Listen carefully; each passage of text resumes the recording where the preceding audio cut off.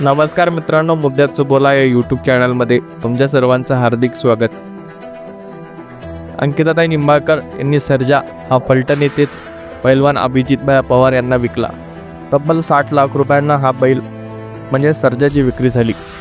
त्यानंतर आता 1.5 महिना उलटून गेलेला आहे. मात्र या 1.25 ते 1.5 महिन्याच्या काळामध्ये सर्जाविषयी अनेक गैरसमज आणि अनेक अफवा या उडायला लागल्या. कोणी म्हटलं की तो नवीन मालकाकडे गेल्यामुळे त्याला एकही गुलाल घेता आला नाही, तर अनेकांनी अनेक प्रकारचे आरोप केले. मात्र या सर्व आरोपांना अभिजितभाई पवार यांनी एका मुलाखतीमध्ये जोरदार उत्तरं दिलेली आहेत. नेमका अभिजितभाई पवार या संपूर्ण लोकांच्या कमेंटवरती काय म्हणाले हे आपण या व्हिडिओमध्ये सविस्तर पाहणार आहोत. त्यासाठी आत्तापर्यंत चॅनलला तुम्ही सबस्क्राईब केलं नसेल तर नक्की सबस्क्राईब करा व हा व्हिडिओ शेवटपर्यंत पाहायला अजिबात विसरू नका. तर मित्रांनो, आपल्याला माहितीच आहे की सर्जाची विक्री 60 लाख रुपयांना फलटण येथे अभिजितभाई पवार यांना झाली.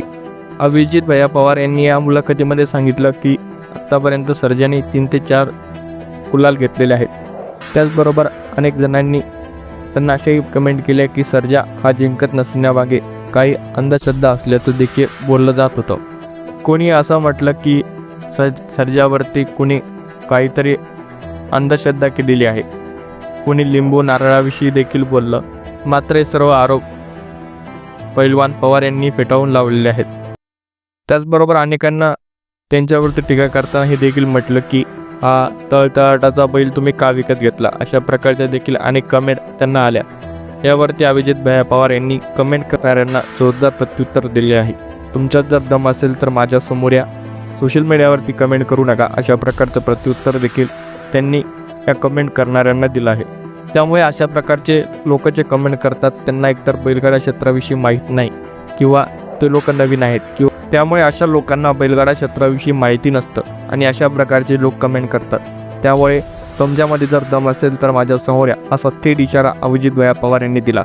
त्यामुळे कुठेतरी सर्जा का जिंकत नव्हता किंवा त्याच्यावरती गुलाल का पडत नव्हता, अशा सर्व प्रश्नांना अभिजितभाई पवार यांनी या मुलाखतीमध्ये उत्तर दिलं आणि शिरंबे येथील मैदानामध्ये सर्जा हा जिंकला, विजयी झाला.